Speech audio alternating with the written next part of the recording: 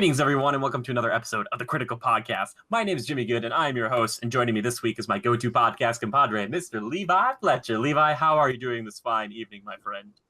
What up, folks? Good evening. Good evening to you as well. Have you had a good week so far, man? How's it going? Yeah, busy. Good. He's a busy bee. He's a busy bee. And thank you, everybody, for joining us here. If it's your first time, well, we like to talk about movies, games, TV shows, pretty much anything in entertainment. Once in a while, we'll talk about theme parks and stuff when we get to go to them. Oh, I can't wait. Anyway, that's for the future. That's for the future. But thanks for everybody else who's joining us for, man, we've done over 120 of these. There's so many. But before we get into tonight's main topic, I always like to start off with a little bit of news. Levi, how do you feel about Joaquin Phoenix as the Joker? I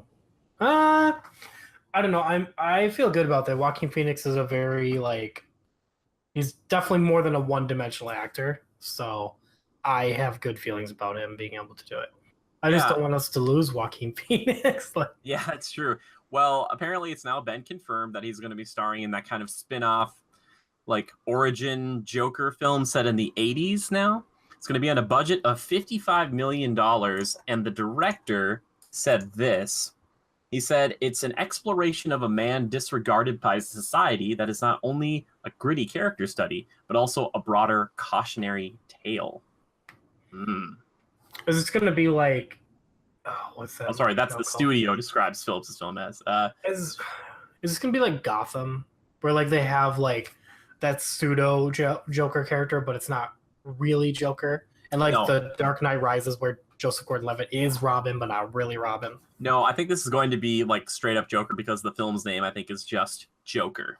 Mm-hmm. It's just that. So I think we'll probably follow that storyline of the man who had a very bad day and his first job as a criminal went really horribly wrong, and then he got malformed and transformed and stuff. So that's what I'm thinking they're gonna go with. I don't know. It's due out next October, so they really got to start moving on this thing. I was like, oh, okay, we're really doing this. We're really doing this, huh? Okay, but Jared Leto's also still getting his Joker film. The question is, I wonder which one is going to do better, and if it matters which one comes out first. If people will be like, oh, I already saw that one, I don't want to watch another one. Or do you think people are hungry enough for Joker to be like, yeah, I really give me all the Joker?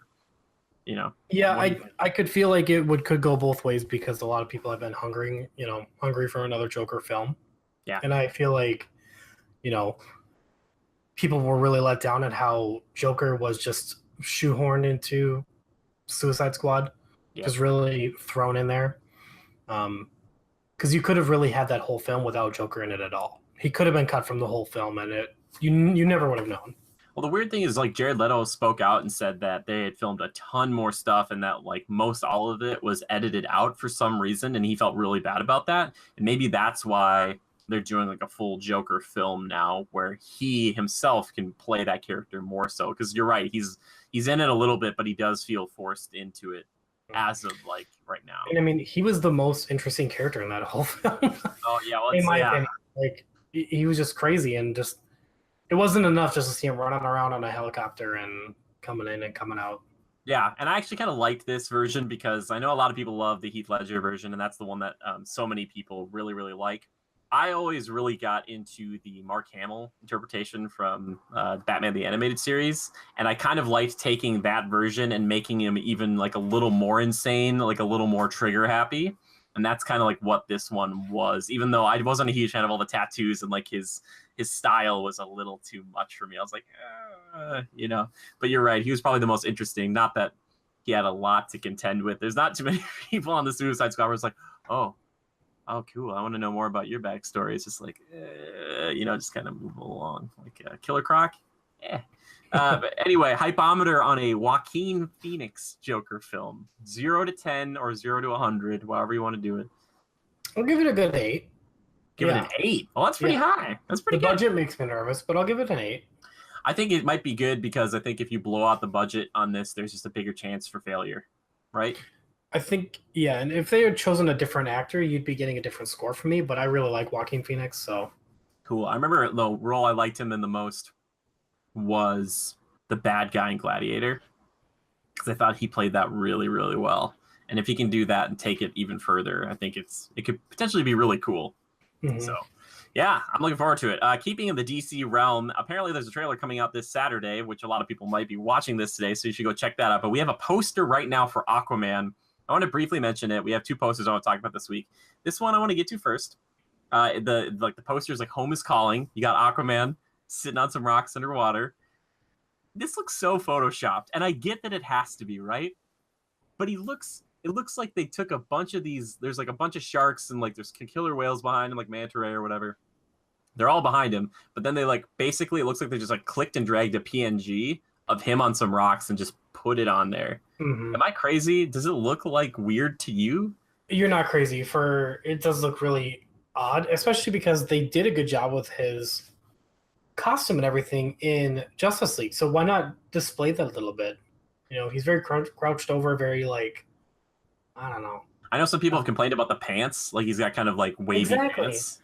He's got leather pants on. Like is that what they are? Yeah, it looks like leather pants. I don't know. It could be, or it's I don't know. I think it's fine. He's wearing some Zubas or whatever they're called. This movie's making me nervous. It should. Well, okay. It's coming out December 21st, and I'm glad that we're getting a trailer soon because one of the things I was worried about with a lot of these types of films is if we don't see a trailer by now, and we have like 5 months or so, it's like, okay, how are you going to get people excited about this? Like Bumblebee was like one of the big trailers that's like for this Christmas. So this is going to be a big Christmas movie, but like December 21st, that's the Star Wars Lord of the Rings time, man. They're trying to cash in on that. I think they have a lot of faith in this potentially, even though James Wan, the director, known for doing horror and I think one of the Fast and Furious movies.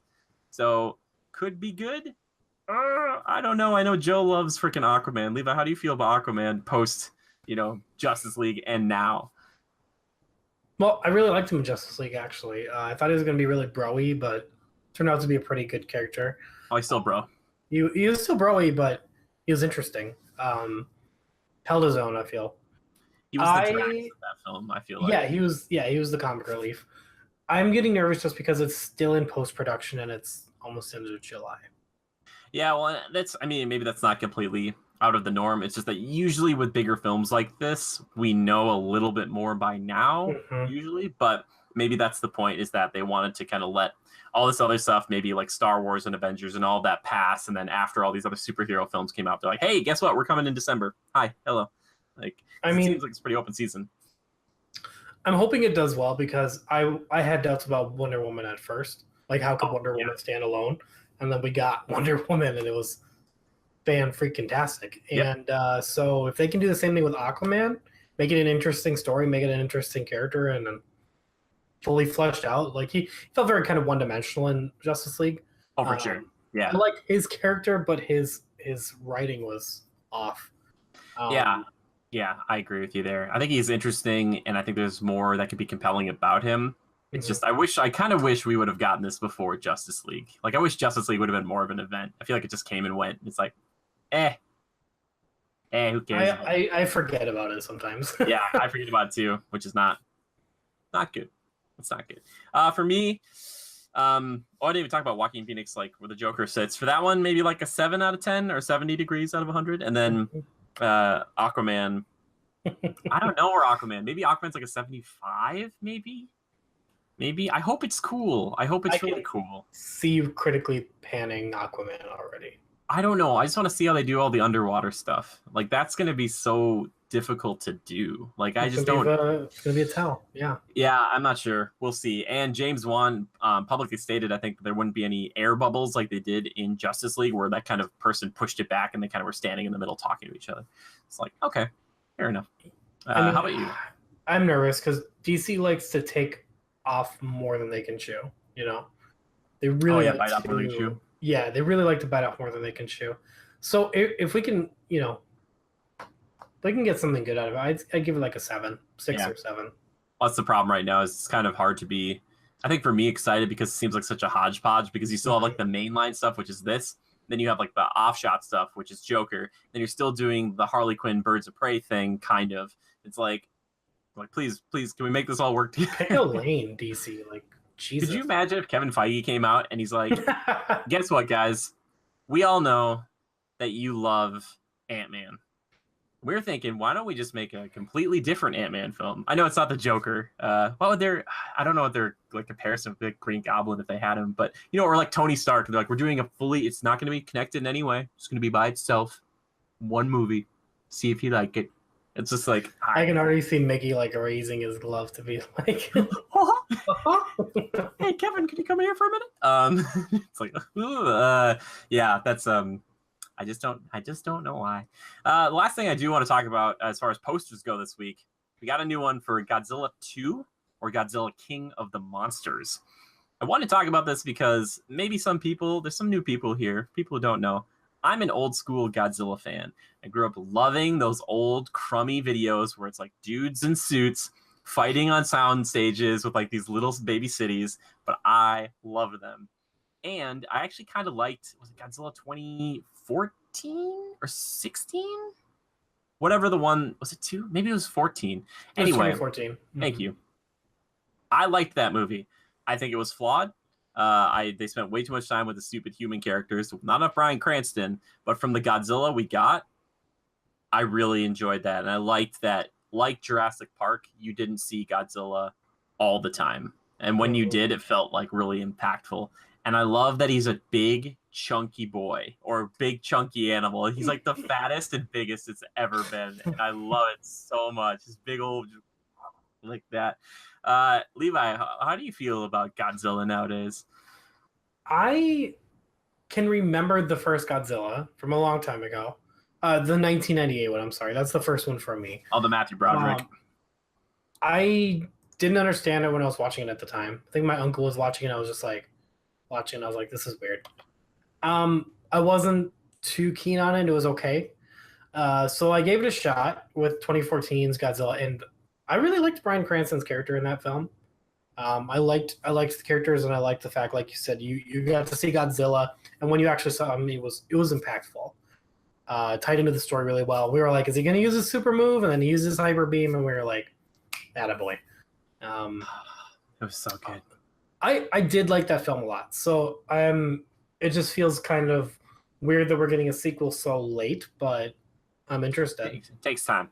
Yeah, they're doing their shared universe, which I guess if you're really into this sort of thing, Kong Skull Island came out last year, and that's technically part of this, even though that one took place like in the 70s. So Kong's going to have to build up to be able to fight Godzilla, which I just kind of roll my eyes at all these shared universes. Like everybody's got a shared universe.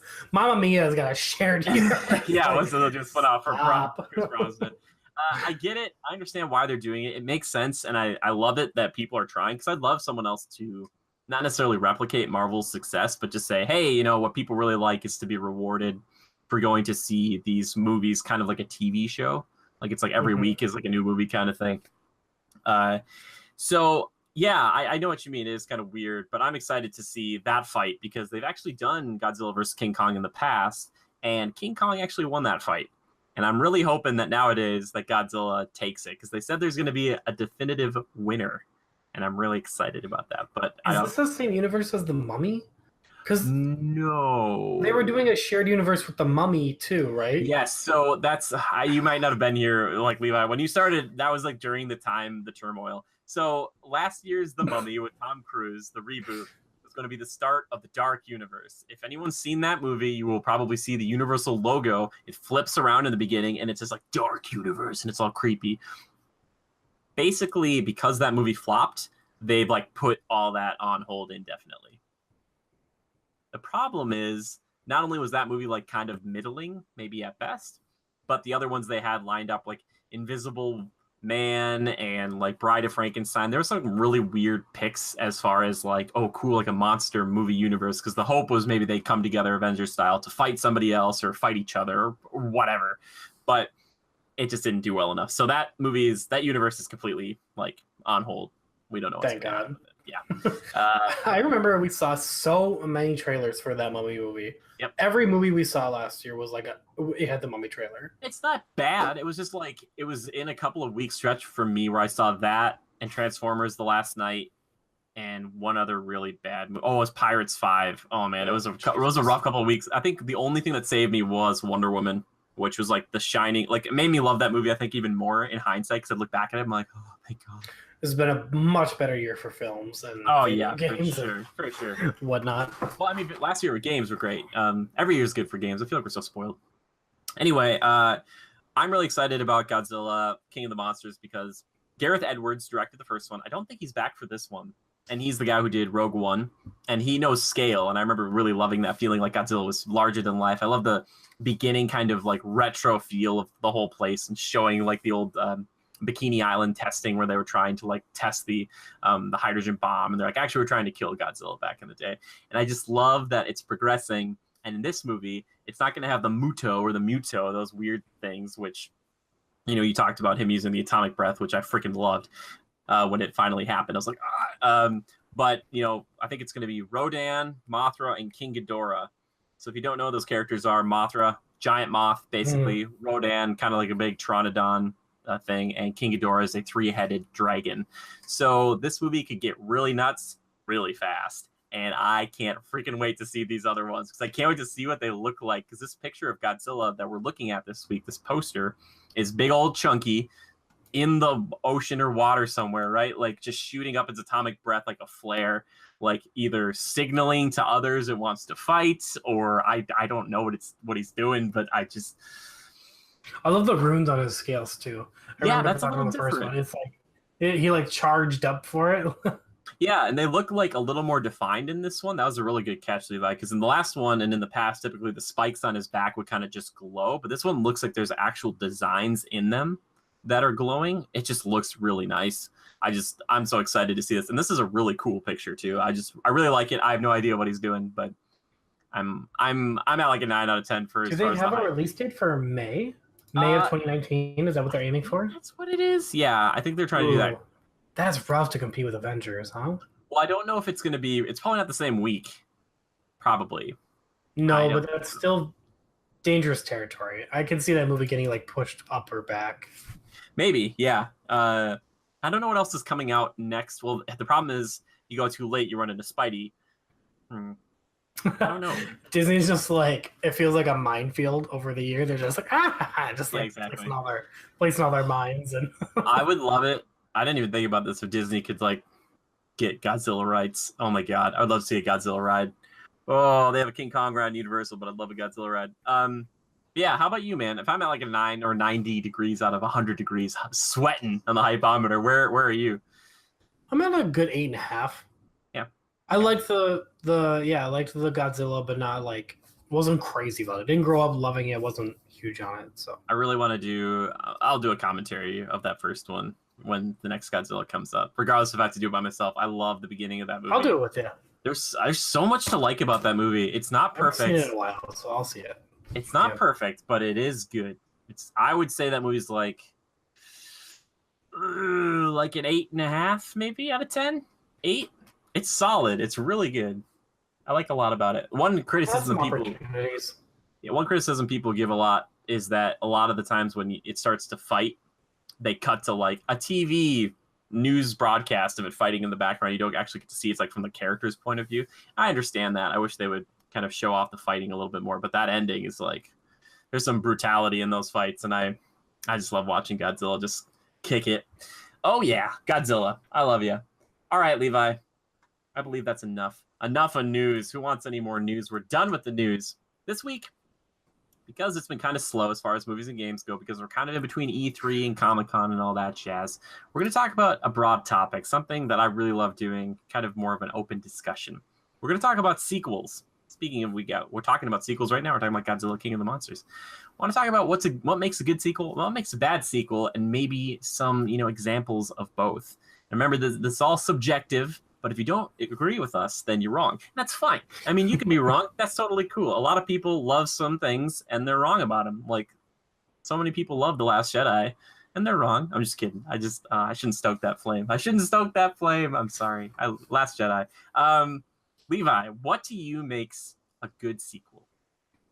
I feel like a good sequel is something that, to me, it doesn't have to surpass the first one, but it has to carry the torch for that franchise, for that series moving forward. And if it hits a roadblock for me, that just really deters me from really caring about that franchise as a whole. I'm a big... Oh, sorry, go ahead. Oh, so what kind of roadblock are you talking about? Well, I am a big, collectionist. Like I like taking like a piece of work and just like one collection, right? Take Lord of the Rings. You put those three films together and it's like a perfect collection. I don't like anything really tarnishing that. And so when you get something like The Mummy, which is great, and if they've got their things going on, and then you get Dragon Emperor, it's like, well, crap. I don't want that box set, you know? Yeah, I think one of the weird things is I just rewatched this. I was talking about this beforehand. So Mummy Returns, I think is a pretty good follow-up to the first Mummy. Mm-hmm. But then, yeah, the Tomb of the Dragon Emperor or whatever, there's two massive changes. First off, and I forget if it's like because she was pregnant at the time or Rachel Weisz or whatever, she couldn't be in the movie. So they switched out the mom, or like the main love interest. She's a main hero, I should say. She's a heroine. And they also switched out the Egyptian vibe, which is fine to like be like, oh, it's like, you know, something else and different. I think that was part of the charm. It might have gotten a little too samey, but I don't know. After like the Scorpion King and that kind of weird ending, it was like, oh, so like Imhotep is like, we're just done with Imhotep like forever. Which is weird to me. I really liked that. That's what I'm saying. I really liked The Mummy and The Mummy Returns. I really liked those two back to back. I know a lot of people are like, whatever. That's probably like a 60% of Rotten Tomatoes, but I liked those films growing up. I remember watching those a lot, and especially The Mummy Returns has some really cool fight scenes, and some parts are scary and some parts are just like, whoa, what's happening? I liked the kid. Very rarely do I like a kid actor. Yep. He was cool.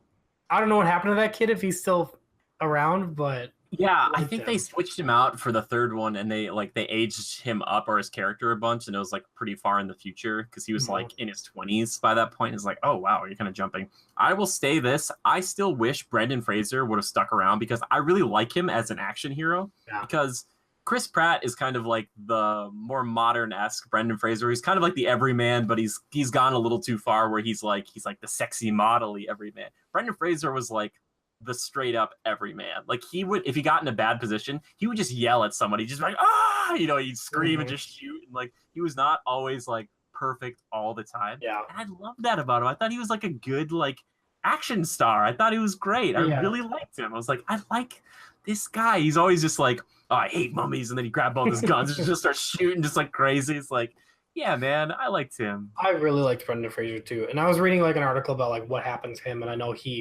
what he did is he went too hard too fast, and he filmed all these movies back to back to back to back, and he literally like broke his body. He ended up breaking like a bunch of bones, and just like had some accidents and just setbacks. And it's like, damn, dude. But I liked him for his time. He was, he peaked, unfortunately, in the 2000s. But yeah, well, and also I really liked his relationship with, and I just watched this, his brother-in-law. God, it's on the tip of my tongue. It's like Jonathan. A Nile. Jonathan. Yes, good job, dude. Yeah, dude. Jonathan. I don't know what happened to that dude either, but yeah. He's actually he's been in some stuff. He was in like a season or two of Agents of S.H.I.E.L.D., which is actually pretty cool. He was in Spartacus, but I remember loving him in those movies because you always knew he was a good guy, but he also was always looking out to make a little bit of money. And at the end of all those movies, it was always like, man, he's been through hell, but he got a ton of money for it. And he's just like, yeah. And then like in the third one, he names his nightclub Imhotep's or something like that. And I'm like, oh, it's so funny. I like what I was gonna say is like what I liked about that is he had this kind of like comedic relief, but it wasn't too much. And I miss those kind of characters that like they really knew how to inject that humor into films before without overdoing it. Yeah. I miss side characters like that in films. We're talking about a bad sequel or a bad like end of a trilogy there with The Mummy. Maybe like a good sequel also, besides like carries the torch, I feel like kind of builds, especially like superhero wise. I love that you don't have to retell the origin story, you can get right into it. I think that's one of the reasons why Spider-Man 2 is just one of the best sequels of all time. It's just so good. Ooh. It's so hard. And one thing I love, and not many people like this. Sam Raimi. Yeah, that too. A lot of people, old school comic fans, have always liked the synthetic web shooters. I always liked it as a natural part of him because I thought that's what made him the most like a spider, besides like being able to crawl on buildings. So I liked in this movie that they use that as a plot point because he starts to like question being Spider-Man. Like he got those powers in the first one and he didn't like think about it. Now in this one, he's like, man, my life kind of sucks when I'm Spidey. Like my personal life, it blows. And then like when he thinks like that, his webbing stops, and then he just like slams and hurts himself, and he like loses his powers because it's like emotional. I like that. I think that's really interesting to be more of like a deep dive on character. I think that's really cool. Right? I did too. And correct me if I'm wrong. Andrew Garfield's Spider-Man, was that natural or was that web shooters? He made web shooters. He did. And so, I mean, and Tom Holland as well, but Tom Holland does it right. I feel like they did, like they, you know, don't get me wrong, Homecoming they did a very good job with.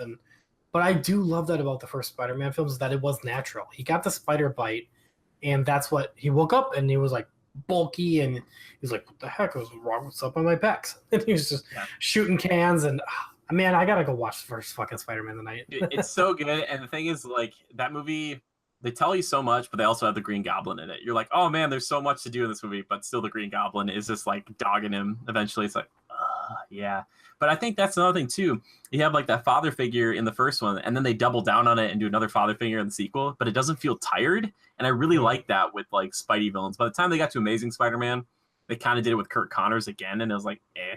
But Doc Ock, man, I think if you have a really strong villain in your sequel, that is another way to like really elevate it to another level, because Otto was great. I just think Alfred Molina killed it. Like it's just plus the way he fights. Yeah, Spider-Man came to us at a very pinnacle time though for superhero films. It wasn't, you know, we had just gotten Daredevil and people were like, meh, and we got Elektra and we were like, meh. And I don't know exactly the timeline, but I know it was around that whole revival and renaissance of 2000s superhero movies, and Spider-Man just hit it hard, and people were like, superhero movies, more, give us more. Yeah, or well done ones at least. And it's just sad, a lot of this, maybe as far as sequels go, is like, we should do a full episode on this too, but like talking about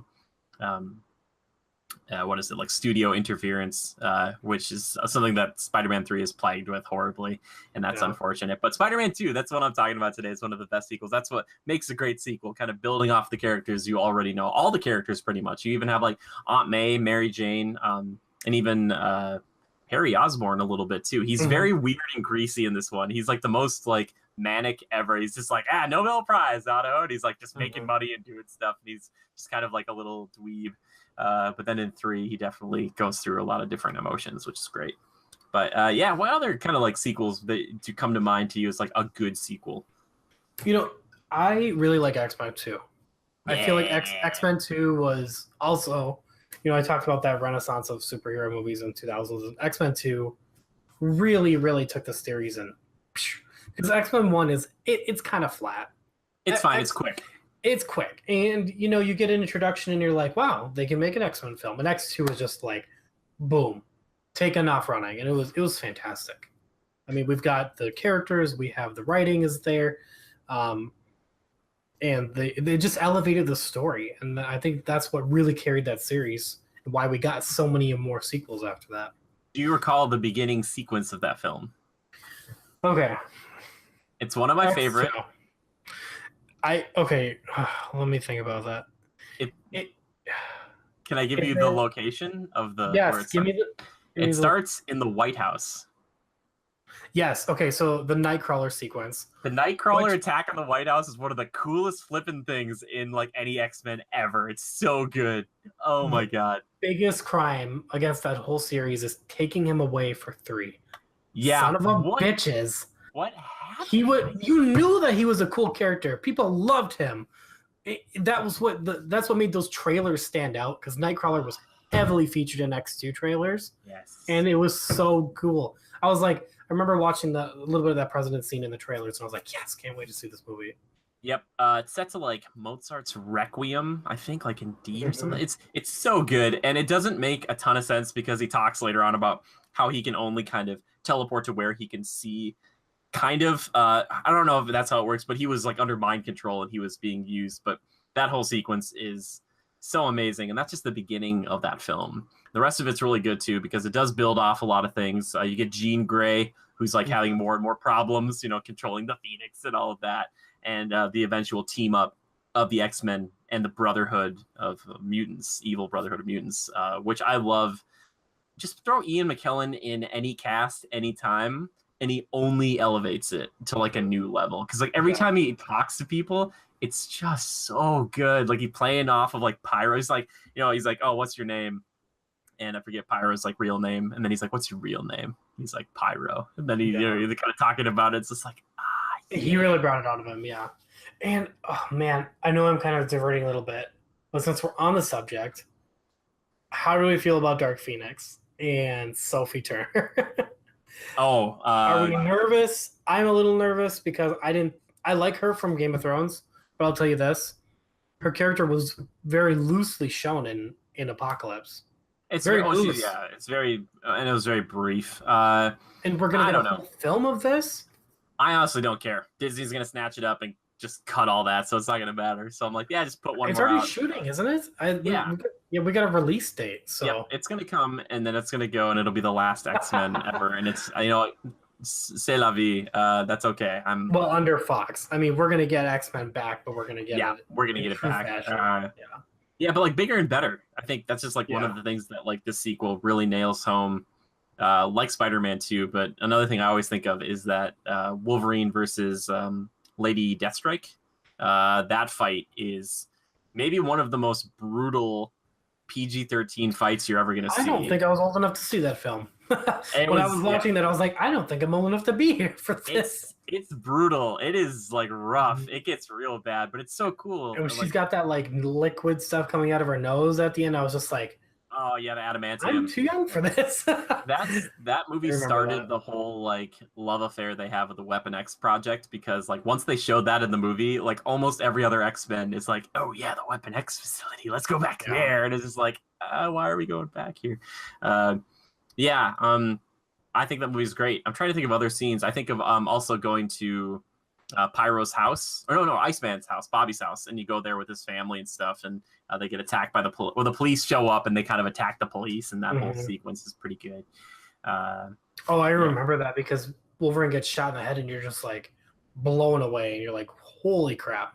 Which is weird because they don't even follow their own continuity, because he gets shot in the face in Origins and he takes like 2 bullets and then he just kind of stands up. He's like, like it's nothing. But in this movie, like hits him and he goes down. That's a great one. Man, plus I like Stryker. Talking about villains, I think he's a cool villain. I think he's a really cool villain. Yeah. I think your sequel also has to have like a very certain like kind of style to it.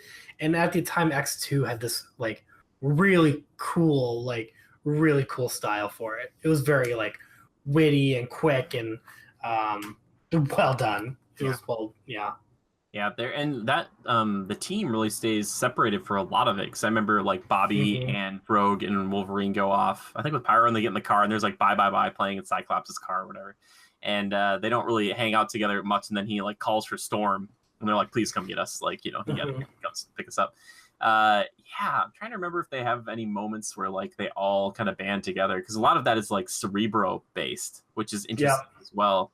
And I love, one of my favorite things too is staying true to your characters, and like they could have easily had it where Magneto betrayed all of them like while they're all in the helicopter or something, but no, Magneto gets the moment to betray Charles and like try to kill all of humanity in one moment, because he like messes with Cerebro, and then he kind of does that whole sequence.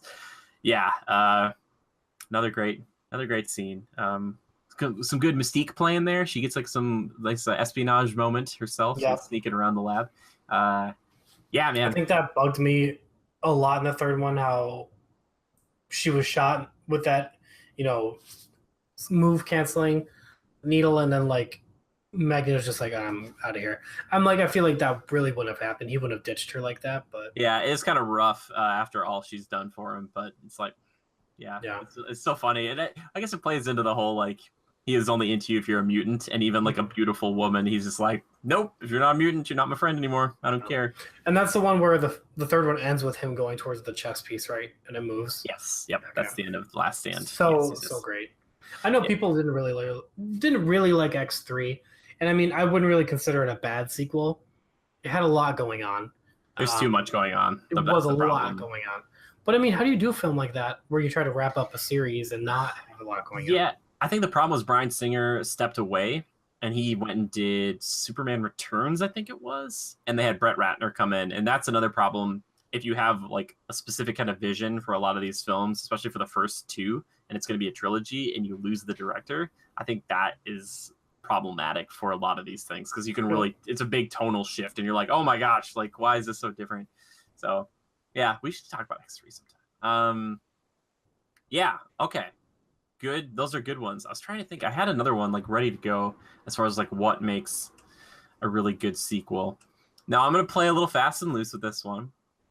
Technically, in the timeline, it goes Temple of Doom, Raiders of the Lost Ark, and The Last Crusade.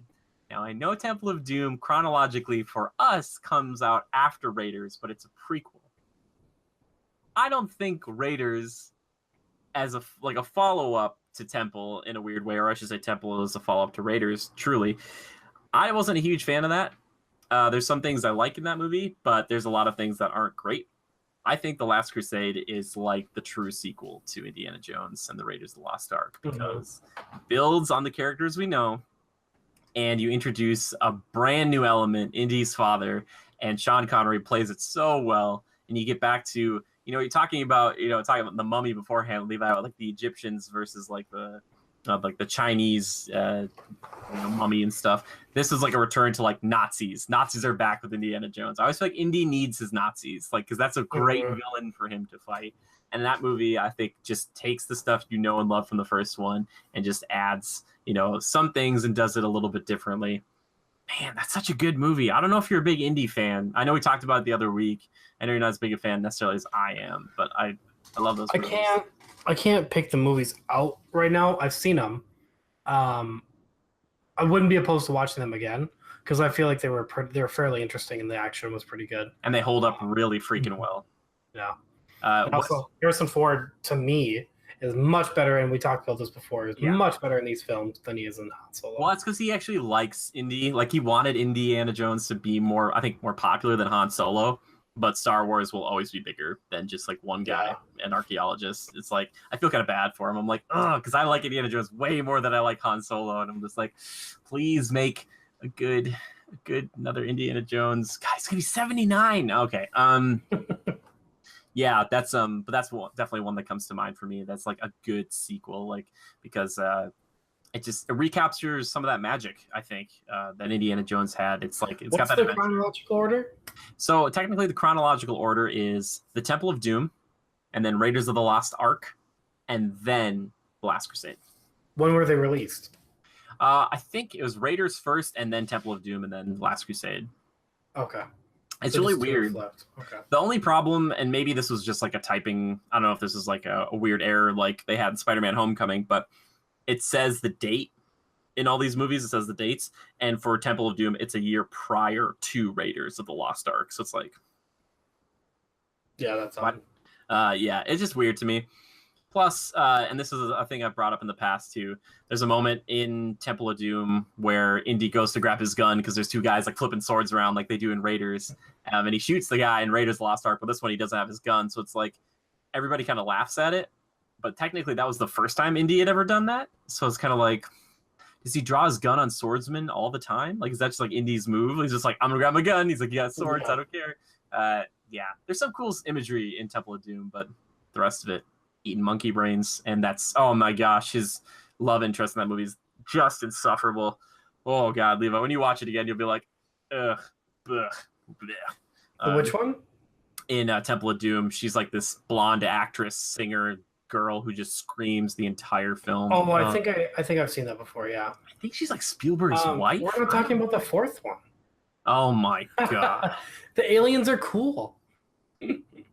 So rough, man. You want to talk about a bad sequel too. Yeah, I was thinking about that. I was like, well, Indy's it's such a mixed bag because I think there's some of these franchises nowadays where it's like, oh man, it's so mixed. But that one is just, it's rough. I think a lot of it because it has all like the newer effects, but it has all the campiness of like, if I punch someone, it's not just like a punch. It does the whole like I'm like hitting over like a big thing. It's just so over the top and stupid and the nuke fridge thing, which I thought was kind of intelligent the first time. I was like, oh, I guess that's kind of fun, but there's just so much. Oh, Shia LaBeouf and the swinging on the vines and the sword fighting with Kate Blanchett. Oh God, I just can't. I don't want to go back. I rewatched it recently. The beginning is all right, but the rest of it sucks. The Cursed Skull. I never saw it. I think I was warned by multiple people, like, don't even watch it. Mm-hmm. It's a pass. It's a pass. Hopefully Indy 5's better. Levi, hit me with one more good like sequel. Do you have any other good sequels that just like pop into your mind right now? I just had like, we could talk about. Okay, I'll let you pick. We've got Ant-Man 2, or you've got Harry Potter. I think Harry Potter's more interesting. You think so? It's the same director, and then he left. Like Chris Columbus did the first two. He's gone.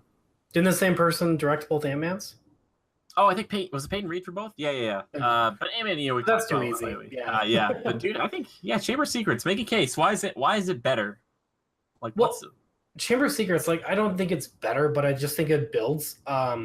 Because the first two films are like very, very, very stylistically the same, and then we got a really kind of big departure with 3, which is still really good. They took it in a really cool, like, modern twist, and I'm glad they did that because 1 and 2 are very similar. But 2 just felt bigger. They had the train ride in the beginning, which is very iconic. They have the Whomping Willow right away. That's the car thing. Right? The car, yeah, car. All that. The basilisk. I mean, we get an introduction to Voldemort, like in the flesh here. This is where the series really starts to kick off with that. Because in the first one, you're just like, "Who? What is going on?" But it makes sense. Yep, and this movie proves that Harry Potter can never win a fight 1v1. He never has and never will. If you go through all the things, he's always saved by something, and this was Fox. Fox saves him twice in this movie. Wait, kind of 3 times. Yeah. Kind of ridiculous. I do love that basilisk, though. I will never forget, and I don't know why I remember this, and I just won't forget, because I remember watching these trailers. This was like Chamber of Secrets and The Two Towers both had like trailers out on the internet that you could watch. And I remember having to like download this really shitty QuickTime player and then like downloading it and then like playing it, and it would take like an hour for it to play. Yeah. It was through dial-up. But I remember watching it and I was blown away because I was like, oh my gosh, their voices are so much deeper. They're growing up. Like I was like, oh my gosh, that's crazy. And then but I'll always forget how it bugged me so much. Harry reaches for the sword in the trailer for Chamber of Secrets, and it like slips down, but then in the next scene, how they edited the trailer, he's like, got it again. And it's always bothered me. Always. Oh, I feel like I have to go watch this. This is great. I'll have to send it to you. But like, it's always been one of those things I was just like, it bugs me how like you see the sword slip off the thing, and then you just see Harry just having it. And it's just because it like falls off the edge of like that statue. Because they don't show that next scene where like he goes gets it. It's like it fell in the trailer and then he just has it. It bothers the crap out of me. And I was younger and I was just like, love it, dude. Yeah. So good. That's really great. I love that. There's also a weird memory. There's the same edit. There's a weird edit cut in Two Towers where Aragorn, when they blow up the wall and he runs and charges everybody, kind of puts his sword up like this and they all move forward. And they, right as he swings at a dude, they cut to another elf getting like skewered on the spikes or the pipes. Yes. And I always think like the first time I was like, did Aragorn just die? Like, yeah. I'm like, no. He just threw himself in the ladder and all that. Yeah. Anyway, man, I love that. I also really like with Chamber of Secrets, Harry Potter, that first film is very overwhelming, and I think it's supposed to be because like you are supposed to be in his shoes. You're like an 11-year-old little boy, who's like, oh man, I just had a crap life, just a regular life. Weird things happen to me, but whatever. And now you get to be in this fantastical wizarding world. And then the sequel's like, hey man, that's all old news, but you're going back, and this time it's going to be even worse, and it's starting to get darker, and things are starting to be problematic. Because like, you remember the weird double face in the last one? Well, guess what? He's still like around in a weird way, even though in this movie he's technically not really there. And I like that in 3 you do change directors, but I feel like that's just Harry being like he's like disenchanted with the world, and it's like darker and darker and darker and darker as it goes. And I love that because the first 2 are kind of fun and happy. It's like, oh, happy Christmas, Harry. Happy Christmas, Ron. Like a lot of that. And then like it stops like, oh, I hate you, Ron. He's like, oh, I hate you, Harry. Like, it's like a lot of that. The show, I remember reading the books and I was like, damn, this is getting like a lot for a kid. Oh, for sure. Yeah. Yeah, now it's like I don't know. Those books are kind of like for. It's like you have to be like 12 or 13. I mean, you can be younger. I think, younger when I started reading them. Yeah, I remember being in third grade and like Alex Bell was talking about the Prisoner of Azkaban for like her show and tell and why it was cool, and I'm like, the hell is a Prisoner of Azkaban? What? Yeah, exactly. Like, And then people are like, and then I saw the trailer for the movie coming out. I was like, oh, maybe I should read those books. And I started reading them, and I was like, just blown away. yeah, but yeah, I think that's a good sequel. Yeah, because it you Mm-hmm. know you're familiar with it, but it builds on it and kind of adds more to the lore. I'm trying to remember what else. Like, oh, they add like Gilderoy Lockhart, and they Yep. show more of like his influence in the wizarding world and like that kind of stuff. And it's always fun to see who the Defense Against the Dark Arts teacher is going to be. Even though Lupin is always my favorite. I love Lupin Lupin's so great. much. Mad Eye Moody's close, but I mean, we all know that's weird. Yeah, it just did a great job cementing like Harry Potter as a whole and as a franchise. And one I do want to mention here, even though I need to rewatch it. A lot of people talk about these two sequels, Terminator 2 and Aliens, plural. Now, I think one of the reasons why a lot of people like those movies, and I can't really speak so much about the first Terminator, but it seems like those films were kind of more intimate one-on-one sort of situations. And maybe Terminator 2 kind of ramps it up a bit more, but Aliens kind of takes like, hey, what if you had this creepy thing and it was still very creepy, but we multiplied it by like 100, and then we tried to have you go and kill with like big guns and stuff, and it's much more like an action movie, much more kind of like the Predator and stuff. And I think that's interesting. I love that people still talk about and hold those movies in high regard, saying like those movies really hold up as being like sequels to these beloved landmark franchises of like the 70s and 80s, you know, alongside of like, well, Star Wars is like in its own like science fantasy thing, but these are much more sci-fi. yeah. Yeah, I think that's really cool. I don't know if you have any love for either Terminator or Alien. Well, I was going to ask you, what are your thoughts on Terminator as like a whole? I think it's a mixed bag. Again, I hate to say that term a lot, but I remember seeing the third one when I was pretty young, and I've seen bits and pieces of the other ones. I need to go back and watch them. Is that the Sarah Connor Chronicles? No, that was the TV show, I think. I tried watching that. Every time I hear someone talk about this franchise, they always come back to that and how bad it was. And then I saw Salvation with Ryan in theaters. That's not great. They had the biggest like reveal in the trailer of like what was going on. And then Genesis did the same thing. I think there's some potential with Terminator. I wasn't there when it really started, so I don't have that same love for it. It's kind of like there with RoboCop, where I'm like, I've never been a huge fan of it. And Terminator has actually always kind of freaked me out. And he was like this like beat up fleshy robot. Like, yeah, it is weird, isn't it? Yeah, I don't like it. Sure, fair enough. Do you like it more or less than the Xenomorph? You like Alien better? Oh, I like Aliens a lot better. Okay.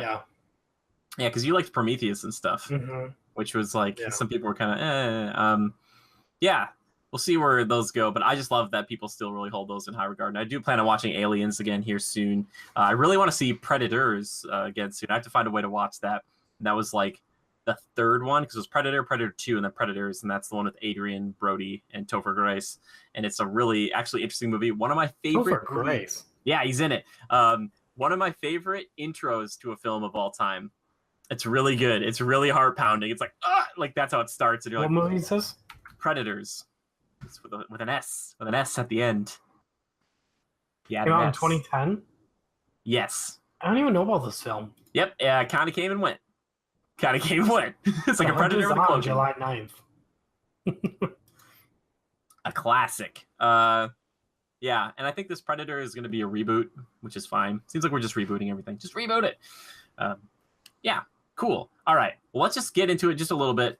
Bad sequels. We kind of touched on it with, the third Mummy. I'm going to say this. Might make some people angry.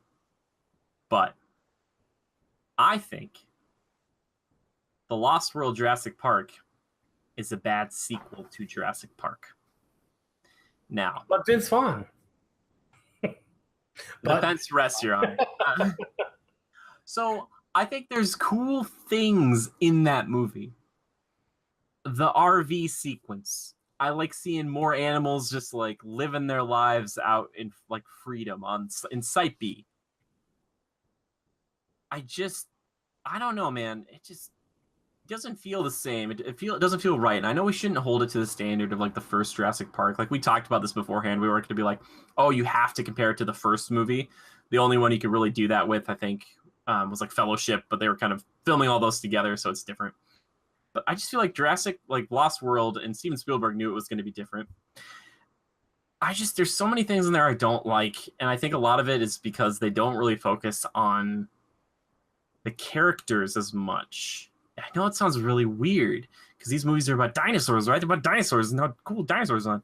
But like the first movie, the big main plot point is that Alan Grant learns how to be a father, kind of. Like that's like one of the biggest things, and he's likable, and you understand like going through this, and you see him go through the tumult of all of this. But in the second one, you already have Jeff Goldblum, who is a father and is dealing with his daughter and his girlfriend who doesn't listen. His daughter doesn't listen. Nobody listens to him while he's just he's like, oh, guys, everyone, we gotta get out of here.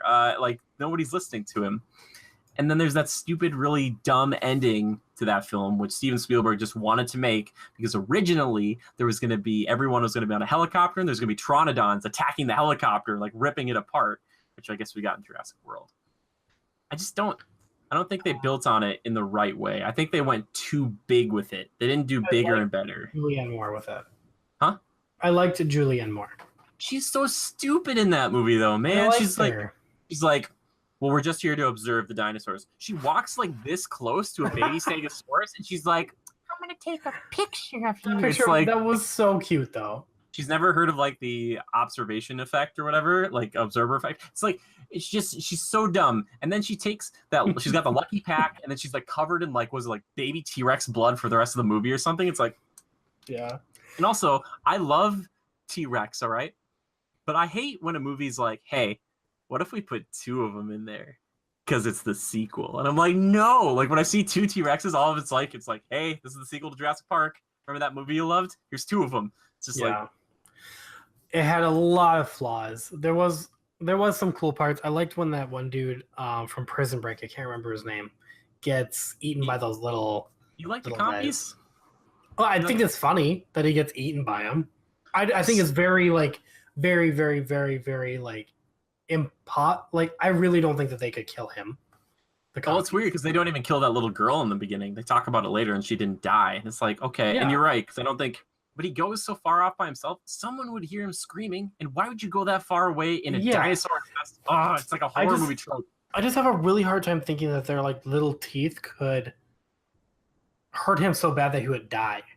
Yeah, I guess if he bit, he like lost enough blood. But yeah, you're right. It's very, I don't know. Everybody's really stupid. And there's a lot of dumb things I know in Jurassic Park 3.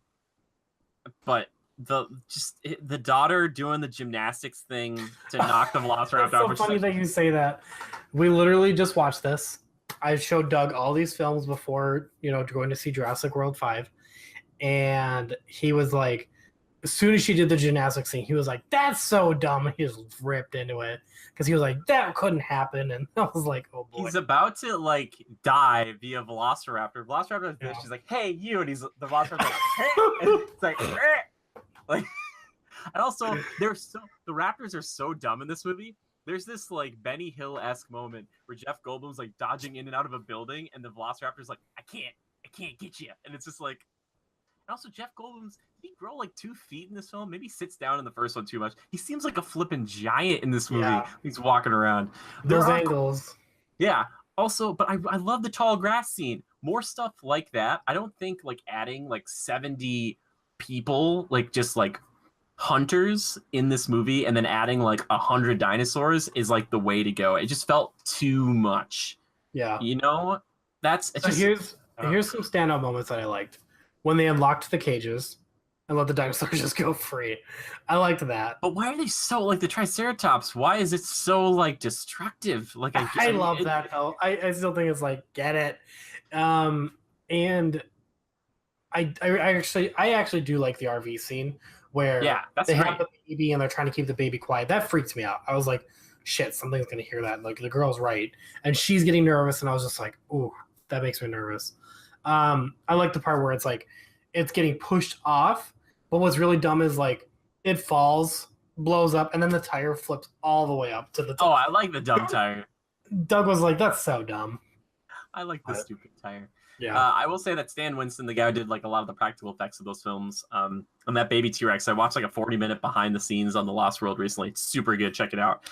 But some of that stuff in those movies is super, super duper good. I don't know what it is, but like some of those like actual practical dinosaurs, man, are just so amazing. Yeah. I just think they went too far with it. I think that's why maybe I like Jurassic Park 3 a little bit more. It's seriously flawed. Yeah, the second one is seriously flawed. And JP3, I'm not going to say is like way better or anything. It's just there's like a smaller group, and there are really dumb things in that movie for sure as well, but it doesn't feel like as atrocious. Like Jurassic Park, I think the thing I loved about so much is such an intimate feeling that they feel so isolated and there's so much danger around every corner. But in Jurassic Park: The Lost World, like all you get is like, well, don't worry about the danger because there's like 100 other people who are gonna bite it first. So like, don't worry about that. It's like, did you like Billy? Okay, I think Billy is really annoying, and this is from 3 for people who don't know.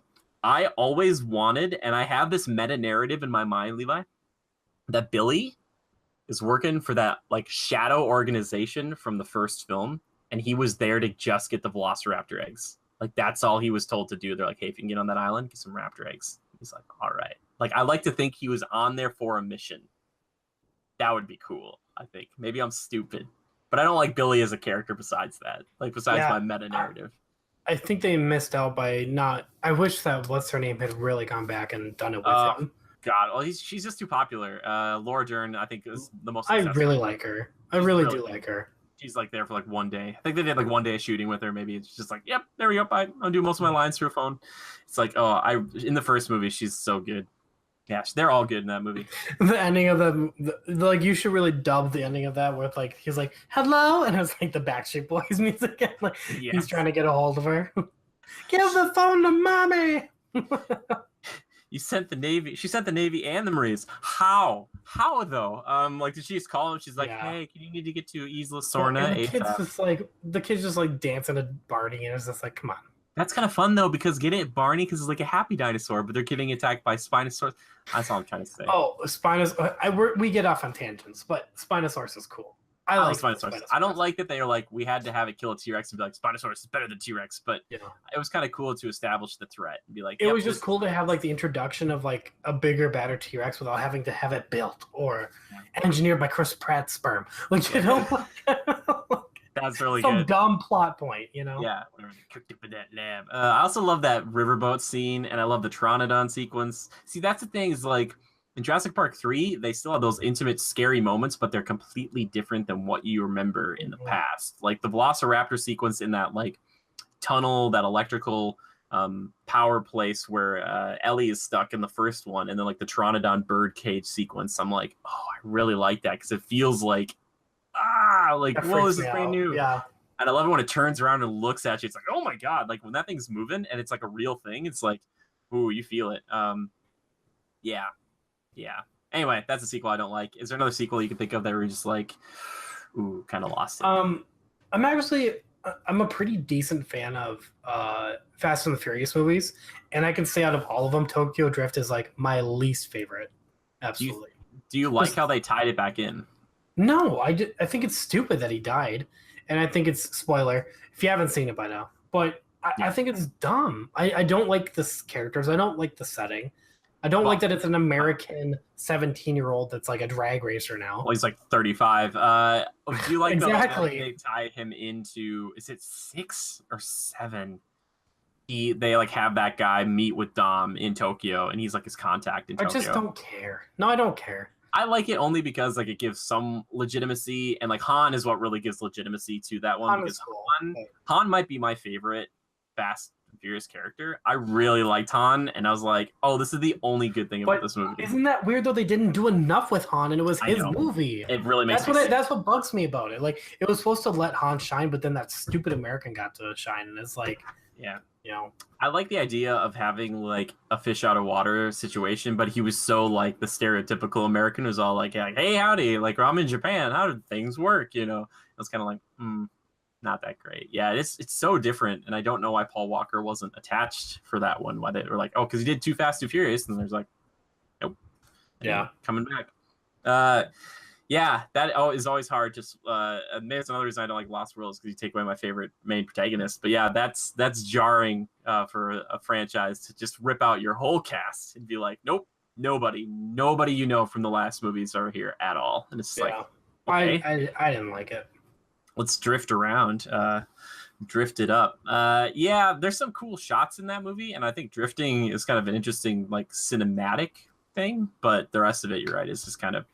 And the reason why, in particular, I think it's a bad sequel is it doesn't really do anything for me to enhance that franchise. Yeah, no, it doesn't really. And it's not about like family or anything. Like, it's just like he got in a race with Brad from Home Improvement in the beginning, and his life he was just dumb. And then he had to go to Japan for a minute. It's like. I actually did like the opening sequence of that. Sure. I do like that race. Yeah. Yeah, you're right. That's kind of not a great one. Not a great one. Man, that series has got so many weird ups and downs, man. I know Rob, who's been on the show, like Rob Plays over on YouTube, he unapologetically loves that franchise. And I'm right there with him. I love it what it is now because it's really dumb and stupid. But I'd say Tokyo Drift might just be the weakest of all of them, which is kind of saying something. Yeah, I'm right there with you, man. I'm right there. Do you like that Vinny D's at the end? He shows up at the end. Meh. I just don't know why he like didn't.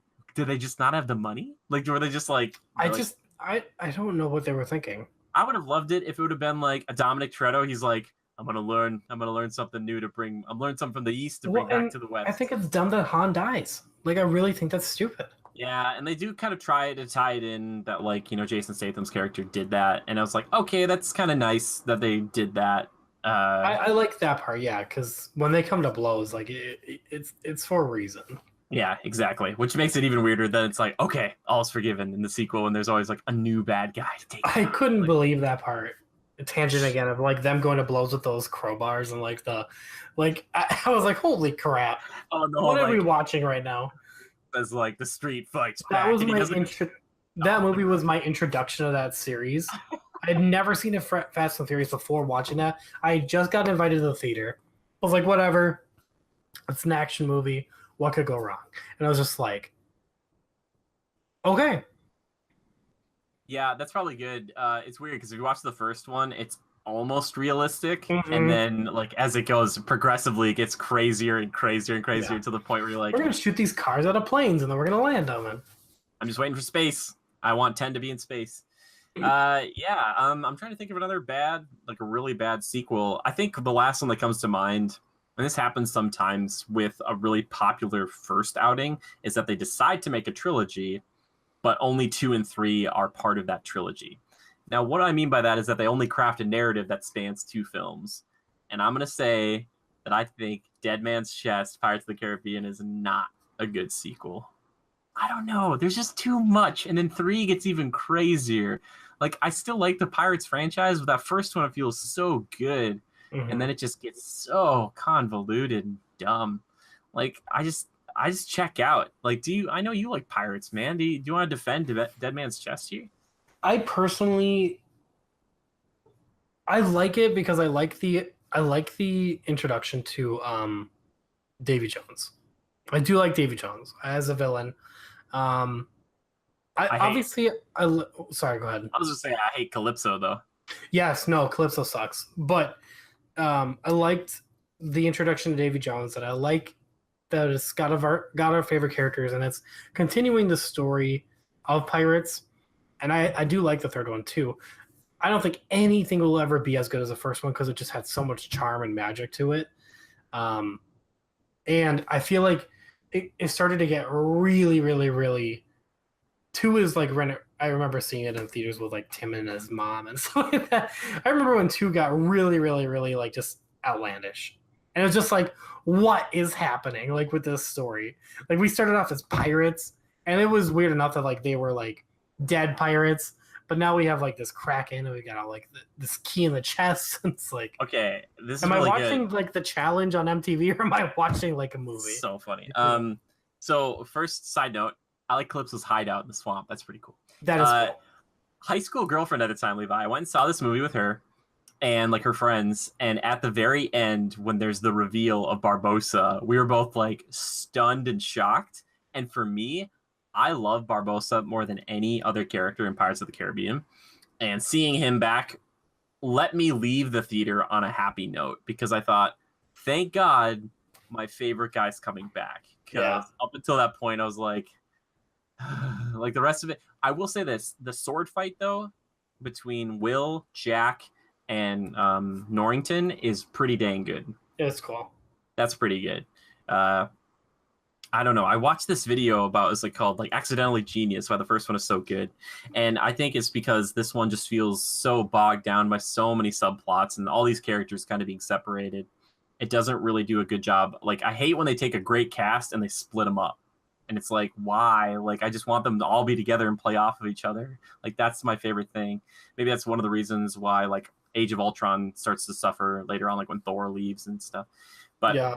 I think Dead Man's Chest just, for me, it's not, again, we shouldn't compare it to the first one, but it doesn't build on the first one in any fun, meaningful way. It's just more of, it just gets too nuts. And I think that's when the Jack Sparrow stuff got exponentially crazy, because like, he wasn't like the main character of the first one. He was one of the main characters, but now it's like all about Jack. It's Jack. Do you like the third one worse or more? Because I know the third one's also equally as like, there's so many Jacks. There's like 1,000 Jacks in that movie. He's like, that was weird. Oh my god, Calypso part. Like, but they're rocks and they're crabs. And... I like Norrington, and I like those. I like those guys. And I thought that was it Beckett? Yes. I liked Beckett as a villain. Thought he was cool as a villain. I like that they brought it back to a human being a villain. You know. Well, they undercut the first movie because, like, you know, Swan goes to Beckett and like tries to convince him not to go after like Isla de Muerta, and he's like, "No, I'm not after any cursed pirate gold." And it's like, that's kind of a big deal, man. Like, like he just kind of like shoos it away, like, I just want Davy Jones, and it's like, okay, like, but Davy Jones wasn't even a part of the first one. It's like, I feel like Disney like put a bunch of ideas in a shotgun. Aimed it at like Pirates 2 and 3. It was like, and then just like, oh yeah, baby. Yeah, draw the lines. It's fine. Yeah. I remember watching the first one and just being like, wow, this is something I've never seen anything like this funny or this like cool before. It just felt like the start of something fresh and new and based on a ride. And then Haunted Mansion came out that same year, and that one was. Did you ever see Haunted Mansion, Levi? I did not. No. It's weird because like it's supposed to be really fun and funny, and it's supposed to be like very kind of wackadoo. Is that with Ice-T or who's? No, Eddie Murphy. Eddie Murphy, okay. But then there's like the main villain is like super scary, and he's like telling this person to like damn him to hell and stuff. It gets real weird at the end. It's like, whoa. So. And speaking of bad sequels, I mean, 4 is god awful. Pirates. Pirates 4? And Pirates 5 is even worse. It's probably the worst in the whole series. Okay, 5 might be. I don't think 4 is that bad. I liked it because it's like contained. There's no. The mermaids really bug me. Mermaids are dumb. She kills that priest. I think we can all agree that at the end that love story ends in his death. Yeah, but I kind of Blackbeard. It's dumb because they have that prophecy. They're like, the one-legged man will be the one who kills you, and they like then they cut to like Barbossa having lost a leg to Blackbeard. I'm like, oh. It can't be Barbossa. It's way too on the nose. And they're like, nope, it's definitely Barbossa. And it's like, but I feel like. And then Barbossa, is he in 4 and 5, or is he just in 5? Yes, he actually is a major player in all the movies except for 2, which I love because I love Jeffrey Rush and his performance. But I can see why some people are like. They just started making him look so gross though after a while. Like, I don't know why they had to make him start looking so gross. On Stranger Tides, he looks really gross, but I love it because he is still a pirate, but he just pretends like he's working for the king. He's just like, yeah, man. He's like, oh, I serve for the king's pleasure. You know, like, why does he look so gross though? It's like he's got all that. Well, he's been at sea for a lot of years, old dude, and they put all that stupid makeup on him. He doesn't look great. In 5, he looks better. He looks better in 5. Was Dead Man? Do you like Penelope Cruz? Do you feel like she's a good stand-in for? I feel bad they kind of leave her on an island. I don't know whatever happened to her. I like her because she brings a little bit of spice. You know, she's not just like she'll do, and she's kind of cop. Nick agrees. Who does? Nick agrees. Did I hear Nick bark? Oh, maybe I didn't know. I was like, who's Nick? Like Nick Cage? He's like, yeah, I like. Y'all talking about my films, National Treasure? Oh my God, National Treasure, National Treasure, Book of Secrets. So that's a good sequel right there, baby. Every bad guy in those movies is just a dude with a gun. So it's very realistic. I will say that I do. How much time we got? I love the villain in Dead Men Tell No Tales, though. I really liked him. Javier Bardem's like Ghost Man. I kind of like that, and he's a good guy. Everybody thinks he's bad, but Jack Sparrow's actually the villain. Keep that in mind, everybody. He's a bad pirate, man. Keep that in mind. I'm okay if they hang it up. Yeah, they need to, and I think after this last one, they will. And a lot of that might have to do with the fact people are getting tired of it. Johnny Depp's kind of embroiled in some weirdness, and also he's like Grindelwald. And people are pissed that like they really marketed like Will and Elizabeth coming back, but then they just gave him like 2 minutes of screen time. I swear I could bring Will into that movie so much more if they would have let me edit that script. I just it makes me angry because you're right. They bookend the film like our Will does, and he's barely in it. And it's like, oh, cool, Will's back. And it's like, nope. I thought we were going to get some cool like Flying Dutchmen sparring off against the new undead dudes. Nope. Not at all. No. Not at all. And was she even in it? Was she in it for like a minute? Spoiler alert, yes, at the very end. Okay. Yeah. I don't even know if she speaks. And they also do like a Davy Jones callback at the post-credit sequence. And I was dying. I saw it with Ian, and I was like, because I joked with him before. I was like, because like they're entering the room and like it's a shadow, and then there's like he wakes up and there's nothing there, and then like on the ground there's like some barnacles and water, and I'm like, yeah, okay, I would be excited for Pirate 6 if we got that. What if Pirate 6 got rid of Jack Sparrow completely and it was just back? It was like just Will dealing with like his post Davy Jones depression, but like Davy came back and it was like tormenting. Because he's done with it now. So I don't know. I think that would be interesting. I think it'd be cool. What happens though? Like if Pirate 6 like actually does take off again for another 3 more films? It's like 6, 7, or it's like 6, 7, and 8. It's like they can't. They won't. Watch as it does. Watch as like they bring back Will. They bring back like all these characters that people really liked from 2 and 1, and and then boom, it just takes off again. I don't think they will. I don't know if they will. They've made plenty of money with it, but I think people are. Plus, they've gone so ridiculous. Find the magic.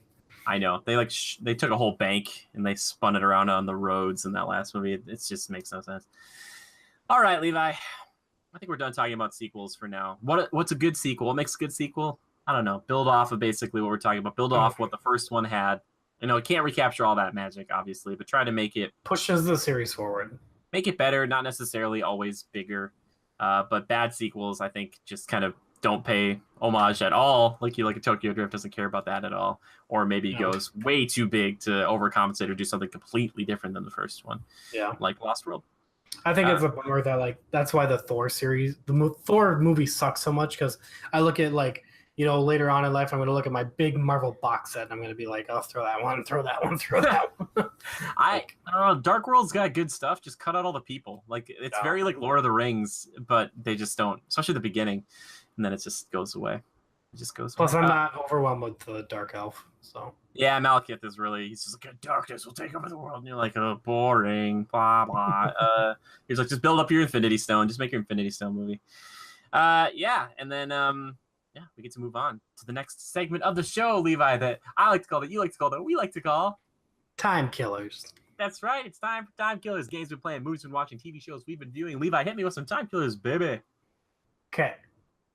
I know you're excited about this. You're going to talk about it. For the past couple months, I have had a red mark on my arm, branded from every time Mission Impossible trailer has shown. And Jimmy and I have seen a lot of blockbusters this year, so that it's a permanent mark. Yeah, you're welcome. And after watching Ghost Protocol a couple nights ago, first time I've ever seen any Mission Impossible movies, blown away. I was texting Jimmy throughout the whole thing. Dude, what the hell? Like, this is crazy. The action is... I wasn't expecting this. I thought this was like another Fast and the Furious kind of like meathead series. No, it's smart action. Simon Pegg is hilarious. Yes. The acting is great. Tom Cruise is phenomenal. The story is brisk and fast, and it's cool. I like it. Love it.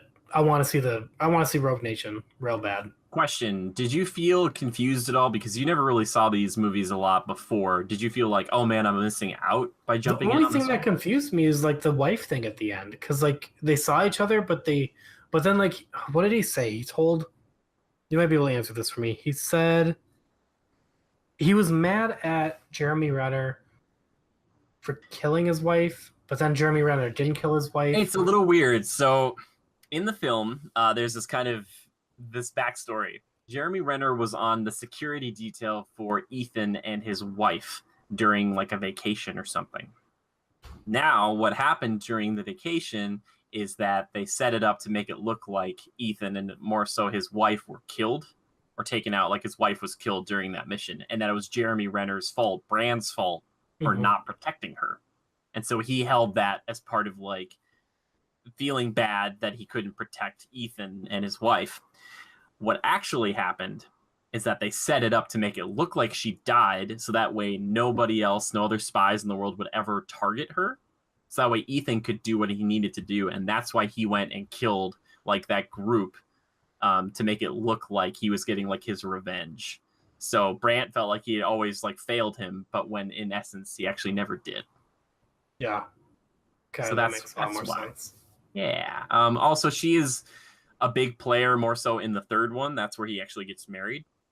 And I wanted to start you off on 4 because 4, a lot of people say is the best one. Subjectively and maybe even objectively, it's very, very good. So now that you like 4, you can look at 5 and then see if you like that. And then like 3 is good as well. 1 and 2 are very different. 1's very more dark espionage. 2 is much more like a crazy action movie. But 3 is where he gets married, and it's one of the coolest things because like he is married and he's a spy who's married that like has not like to this point taken up any other, like he has never fallen in love with anybody else, and it's really cool because he's always like still thinking about her like in his mind. And it's great. Did you have a favorite sequence at all? Like I can kind of guess which one might be, but Okay, so the part where he's scaling the building, yeah, I thought that was super cool. And then like he had to like swing back too. Which one do you think was my favorite? that's what I was gonna say. That's the one. There was a couple other moments too. Like the movie starts off insane. I was like, "Oh, we're doing this!" Like, Oh, you mean at the Kremlin? yeah. Or no, even before that with the guy. Yeah, even before that, yeah. Oh, I love the disguises with the Kremlin. That's super funny. Yes. I like the umbrella thing that like keeps pushing forward. Oh, the projector thing. Yeah, no, super good film. I was gonna say, this movie also is the theme in this one is that when everything breaks down, the team doesn't, because like every piece of tech they have isn't good enough. Even the rope isn't long enough. And one of my favorite lines, maybe in almost any movie ever, is when I think Brant yells out to Ethan, he's like, "Rope's not long enough," and it's just like Tom Cruise looks over it, like, "No shit!" Like he's just like he's lost it. He's like, like, you know, what do you want me to do? I like that. Oh, I like Jeremy Renner too. He was a cool addition to that team. Like the part where he like the magnetic fall and he's like, "Just jump," and then he just finally jumps. And I like the part too where like Jeremy Renner like reveals himself and he takes apart that gun real quick and he's like, he does the trades with Ethan and like they're those. I love that Ethan is like, and then how did you with like skills like that become an analyst? Like he's so down on that. I also like, I don't know her name, but their female accomplice in this film. Yeah, she's cool. I like her. She's really cool. You actually don't see her. She's not in the sequel, which is unfortunate, but she's not really, in 5. She's not in 5. Oh, they bummer. tend to change out. You'll notice that if you watch these films, the only Jeremy Renner has now made the jump, and so has Simon Pegg to being more of like staples in the franchise. But typically, the only one was Luther, and you only see him briefly at the end of this movie. He's that guy like sitting with them. He's that black guy. He's in the trailer for the new one. Yep, you've seen him. He's been like a big guy. He's like a big part of it throughout. But Simon Pegg kind of fills that role a little bit now. When does Alec Baldwin come in? Is he coming in the next one? Alec Baldwin starts in 5. Okay. You'll see him in 5. He's kind of an antagonist to the IMF at first. He's kind of like, no, these guys are crazy, and here's why. And you're like, yeah, they're and involved who's the in the black Kremlin. woman that's like You should have let him die. Like, she's sassy. I love she her. might be, yeah, she might be CIA. Okay. I think. I don't know exactly. She's the new, but I'm really. Oh, she's new. Okay. Yeah, she's new with Henry Cavill. They're new. But that lady in the trailers where she's like, "Don't make me go through you." She is introduced in 5, and there's a really fun kind of interchange she has with Ethan because they're both super spies, and she kind of falls in love with him, kind of, but he never does that because he still has his wife, and they have these moments where they're kind of close. But it's nothing like it never goes past that. Yeah, it's really cool. 5 is great. 5 is more of like a little bit of 4 with a little bit of 1 mixed in. Like it's very good. Like, but anyway, I'm glad that you liked 4. The villain's fine. Cobalt's okay. That ending sequence is pretty fun where they're playing in like the garage, like and stuff. They're trying to get that. Suitcase. Yep. Like that part's pretty. I was confused when. Okay, the sandstorm thing was cool too, but. When he like punched him and then like he ripped off his mask, I was like, is that the dude from the beginning that got shot? I was very confused at first. It's weird because that's actually the main bad guy dressed up as like his own henchman. It's really that part's kind of weird, but yeah, that sandstorm sequence is pretty good. Just getting hit by the car and stuff. Yeah. So what would you give it out of 10 for you, man? Just be honest, man. What would you give it? Give it like a 9. A 9? I'd give it a 9. Yeah, that was. For an action film, yeah, it's great, and it's like you said, it's brisk, and there's a lot going on, but it doesn't. I don't think it feels like too much. No, I like that a lot. Cool. Is that pretty much everything you've been killing time with? Yeah, we've been playing some Divinity, still playing Pokemon Go. Yeah. Started My Hero Academia. Did you finish the first episode yet? I didn't. No, I was going to tonight, but. I will today. The worst. I know, but I like it. So I wanted to at least start it to make sure I liked it, and I do like it. So yep. I have a video idea about that ruminating that I'm working on. I just caught up to all of it, and is that what you're killing time with? I am. I can't say this enough.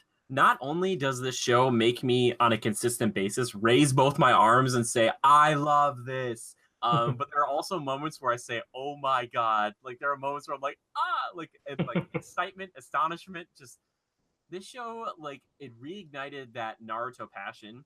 And I liked Naruto a lot when I was younger. But I don't remember being this excited about Naruto. I remember liking some things and being like, oh, cool, we're going to get to this eventually. Like, oh, there's so much more to this show. But like, this is so tight and it moves so quickly. And I love that. And I just love every character. And like, they just got into dorms and I shouldn't be excited about that, but I am. Because the show is called My Hero Academia. Of course, they're going to probably live together at some point. It's just every character. You can't pick, like, Levi, I dare you to pick a character that is in the first 2 or 3 episodes that like is one of the students and not like fall in love with them or also like feel like they get enough screen time because like each character gets like fleshed out like over time, like which is incredible to me because like I think back to Naruto and like they focused on like maybe those 3 primarily. Like imagine if all those guys were focused on like equally in the first 25 episodes. Like that's what this show is. I love it so freaking much. I was just briefly talking about 2 things here. I played a little Divinity with you as well, but as far as movies go, saw Rampage. I don't know if I talked about it last week. I can't remember. No, I didn't know you saw that. It's fine. Oh, yikes. It's like San Andreas, but with monsters. It's okay. I don't know. Did you see it alone? I did. Yeah. What's with The Rock and like these animal films? He's making animal films. He loves them. Yeah, it's okay. It doesn't really pay homage to like the actual games so much, but kind of. I don't know. It's some really bad writing and stuff, but it's okay. There's some of the monster designs are cool. The other one I want to talk about briefly is that I actually finally watched A Quiet Place. I watched it alone with headphones on my computer, like because I got it. And I watched it. I was just like, it's good. It's not like incredible, and I wouldn't call it like a full horror film. It's like a thriller, but it kind of reminded me of like a better version of Signs. I wish I had seen your face at the beginning with that kid. So unfortunately, I knew? I kind of knew, but that also excited me a ton because like my sister had told me about that, and I was like, And It was shocking. People probably think I'm a sadist, but in a lot of movies and a lot of video games, like they won't. And I'm sure people give me like a ton of examples, but like they won't hurt the kid. Like it's like, oh, it's a kid, it should hurt like just like an adult man. But the fact that like spoilers, a kid gets murdered quickly. It was just like I like that a lot. One thing that does bother me though, they decided to still have a kid. Yes. In this world. Yep. And I only know that because she's pregnant and they do like a time jump and they say the number of days. So not only did they like consummate their love and have a child, but like what was the end game? And also her labor is extremely quick. Yeah. But not a perfect film, but I actually really enjoyed it. But I think for John Krasinski, such a departure from The Office, I thought that was fantastic. He's actually pretty good. He's been in some other stuff too, and I like it. And because this movie only has maybe like 2 or 3 actual speaking conversations, they show you a lot more than tell you, which I like, which in other movies might be distracting because you're like, oh, why is that newspaper clipping so big or whatever? But it makes sense in this one. I would recommend it for anybody who kind of likes horror, likes thrillers. Some people kind of compared it to like Jurassic Park in a way, but I'd say it's more like a Signs kind of thing. Yeah. I got various Signs vibe out of it too. Yeah. I thought it was bullshit that it was spoiler that he dies at the end. I thought that was bullshit. I liked it because it just means that like they not that they couldn't do a sequel, but I like that the ending was kind of like, oh, we know how to stop these things. Yeah. Cool. I was like, oh. Do you think we'll get a sequel? Probably not. And that's okay. I don't want a sequel. I'm fine with that. It's kind of like Last of Us. I'm like, it feels nice as like a standalone. Oh yeah, it definitely did have Last of Us vibes in there too, because the clickers could hear you. Yeah, but when the sound design kicked in, I was like, whoa! Like sometimes it was cool because I had to piece things together. Like when they find that old man and that old dead lady, I'm like, did he just kill? Oh no! And then he just like grabs his kid and just runs, and you're like, ah. Yeah.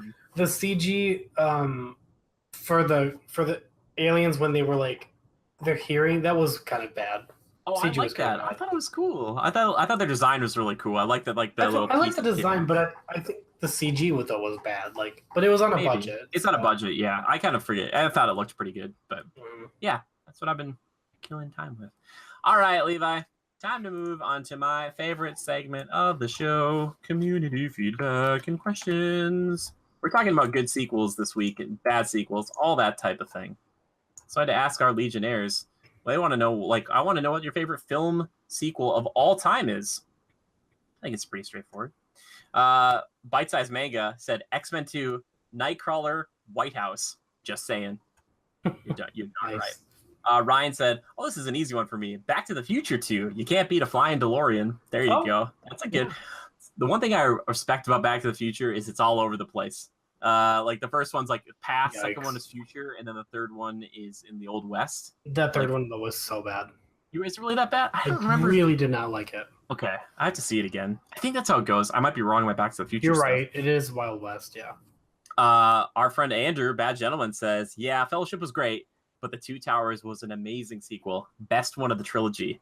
I used to feel that way about Two Towers, but now it's hard for me to see them as any one film. Missile Mage said, Kung Fu Panda 2, such a fantastic movie. Which is weird because I do agree. At first, I thought it was a joke, Kung Fu Panda. The sequel is great. The villain in that movie is wonderful. It's freaking... he's one of your favorites, Levi. He plays Sirius Black. What's his name? Do you know what I'm talking about? Not Gary Oldman. Yes, Gary Oldman. Yes, Gary Oldman. He plays the Peacock. He's cool as the Commissioner Gordon. So. But he also is the Peacock. He's a Peacock. All right. Here we go. Questions. I want to see your Peacock. Oh my gosh, this comes from Anna. None of that here. We all know the pop Teen Titans animated series and Cartoon Networks that came out with their own movie, Teen Titans: Trouble in Tokyo. Yes. We know, too, that it was canceled, ended on a cliffhanger. Later, we got Teen Titans Go. That sort of threw everything Teen Titans stood for out the window. I saw they're making a Teen Titans Go, the movie, featuring Slade, Deathstroke, making his very first appearance. What are your thoughts on this? I had to look this up, and it hurt. Because his introduction, Levi, is that they're like, are you Deadpool? And he's like, why does everybody think I'm Deadpool? And they do this back and forth about like how he's not Deadpool. And their whole goal is to basically take on Slade, to beat him up, so they're taken seriously by other people because they aren't taken seriously as heroes right now. And Slade's whole group, or his idea, is to basically brainwash every superhuman or superhero on the planet. I don't like it. Because everybody, if you know me, I love Slade. Deathstroke is like one of my favorite characters. It's just too jokey. The writing it seems funny, but I just don't care about Teen Titans anymore like that. It just hurts. You know what I'm saying, Levi? Like, I don't know, Teen Titans, were you a Teen Titans fan? I liked Teen Titans originally, but this Go shit is just not my cup of tea. Yeah. And then I think I sent you a picture of like the live action characters, and it looks so bad. For the Teen Titans movie or the TV series. Yeah, it looks so bad. I don't know if they'll do Deathstroke in that, but those are my thoughts on that. I just don't. Deathstroke just is not. I don't know if he'll ever get his day. Mr. Mage, this is a really good question. He said, antagonists in movies often perform some terrible acts. It can be fun to flip this on its head and turn the antagonist into the protagonist. Pick something a villain does and change the plot of the film to make them the hero. He said, for example, he wrote Sleeping Beauty, but I think he meant Snow White. He said, take Snow White. She's planning to take over the kingdom with the dwarves, so the queen puts her to sleep to prevent this. #Critical Podcast. Levi, who do we take who's a villain and make him into the hero? I think one of the easiest ones would be like Darth Vader and the Empire are trying to stop a bunch of terrorists because the rebels are basically terrorists. And like his whole goal is to like stop the terrorism. And he's like, I just want peace and order, guys. Everybody stop. That's a good one. Oh yeah, hold on, give me a sec because I remember thinking of like a film that's like, wow, they're actually the bad guys. Another just one. Avengers is a little harder. I guess Thanos is you kind of get him a little bit where he's like, guys, there's just overpopulation and I'm gonna wipe out half of population. That's my goal. Is that too easy? Too hard? I think it's too easy. I can't think of it right now, but I remember I did have this moment where I was like, where the bad guys in the film where I was like, wow, they're actually pretty much the good guys, but I can't think of it right now. There's got to be one other one.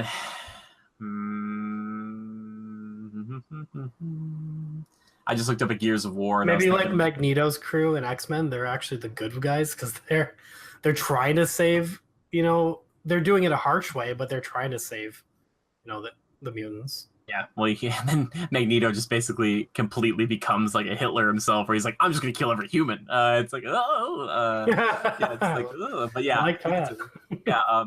He's just trying to evolve the human race into Homo superior, as he likes to say. Gears of War will do another overpopulation thing. The Locusts came up to stop them because they're eating up all the resources, all those Sarens. I want to do one more that's pretty funny. I like that old school one. Is Peter Pan a villain?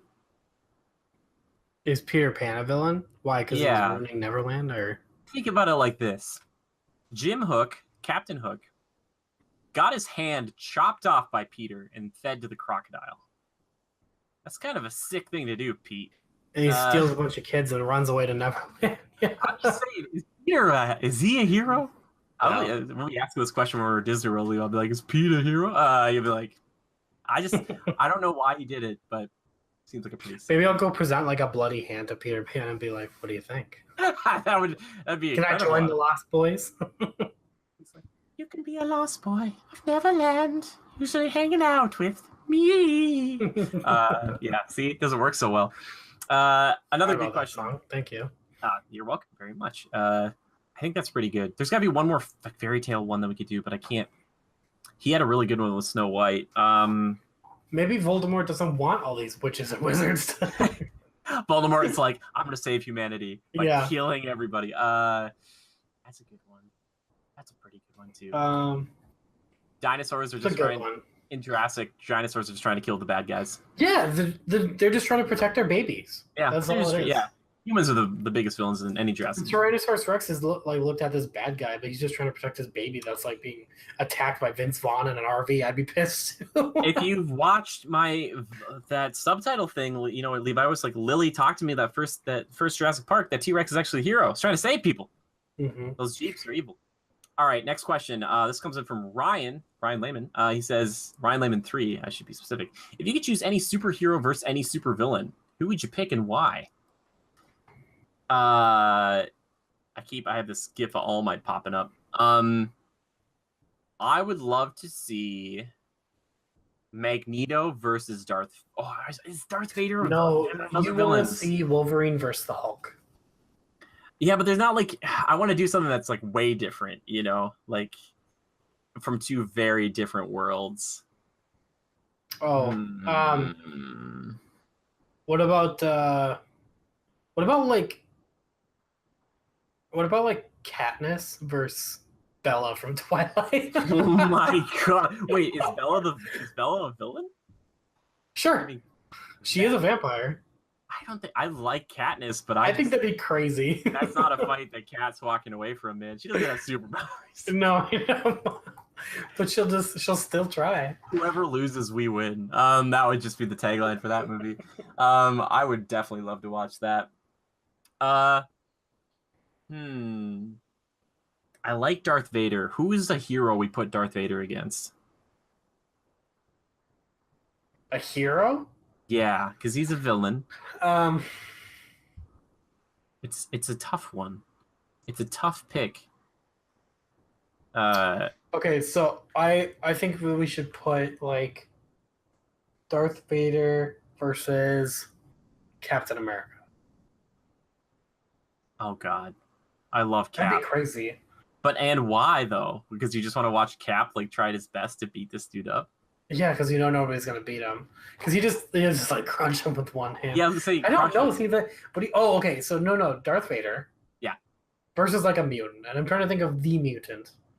The problem is the Force is so cheap. Like even if Nightcrawler, he could like snatch him out of the air. Yeah. Maybe Vader is just too much of a powerhouse. Vader's too powerful because I mean Vader's like the biggest villain of all time, right? Yeah, I think he's the best, but yeah, it's debatable somewhat. So let's say. Thinking this is a good one. I really like this question. I really do, because it makes me think about it. If we don't have like really good ones this week, a bad guy versus a good guy, right? That's the question. Yeah, that's the question. Any bad guy versus any good guy, which I think is kind of fun. I really liked Yoda versus the Emperor. Yeah, but I wanted I think the question is like from two separate universes. Like you can take any of them. How about like Green Goblin versus? Well, dang it, Orochimaru is not necessarily kind of becomes a good guy. That'd be a weird fight. Really Naruto. Yes. Versus The problem is I can think of good guys, but I can't think of like villains to fight them. You know what I mean? Like where they wouldn't get just destroyed. Yeah. What if you took like Naruto versus like Magneto? That would be weird. Why would you want to see that fight? Just because it'd be kind of crazy? I don't know. I'm just trying to think here. I know, yeah. I want to watch All Might versus General Zod. Because I could see that fight getting out of hand. I don't think All Might can fly though. Yeah, it's hard to think of. Or maybe All Might versus like the Juggernaut. That'd be a cool one. Yeah, that'd be sick. I love All Might so freaking much. I'm trying to think of like the Green Goblin versus Iron Man. That would actually be really cool. Yeah, I guess that would be cool because it'd be like they both have like their gadgets and stuff, and like it would be very like which one's better? Would it be like Stark Industries or Oscorp? You know, like everything like canceling each other out. I think that would be pretty cool. Yeah, maybe I'll have to think on this a little bit more. But I love this question. Thank you so much. Yeah, we'll have to think. On it more. Maybe ask us again, Ryan. That's a great one. And last question comes in. Bite-sized manga. He said, continuing with that My Hero Academia hype from last week. What are some of your favorite quirks and why? #critical podcast. Levi, I know you haven't really seen too much. Like, have you seen any kind of quirks? You know, a lot. I know I talked about it with you last time. I saw the tree dude, and then like the big bunny chick was there. Oh, the giant. Weird. Yeah. Didn't really like her. And Did you like the tree dude?